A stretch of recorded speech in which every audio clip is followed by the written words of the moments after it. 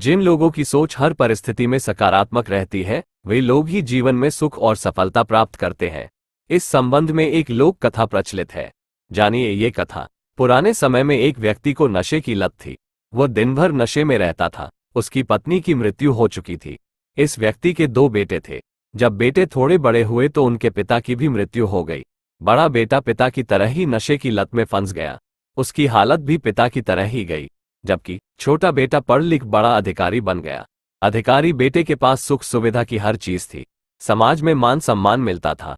लोग इस बात से हैरान थे कि एक भाई नशे में डूबा रहता है, जबकि दूसरा भाई बड़ा अधिकारी बन गया है। कुछ लोगों ने बड़े बेटे ये बात पूछी कि उसकी इतनी बुरी हालत किसकी वजह से है। बड़े बेटे ने कहा कि मेरे पिता की वजह से मेरी ऐसी हालत हो गई है। वे दिन भर नशा करते थे। मैं उन्हें देखा करता था और उन्हीं की तरह बन गया हूँ। इसके बाद लोग दूसरे बेटे के पास पहुंचे और उससे भी यही सवाल पूछा कि तुम इतने सफल किस व्यक्ति की वजह से बने हो।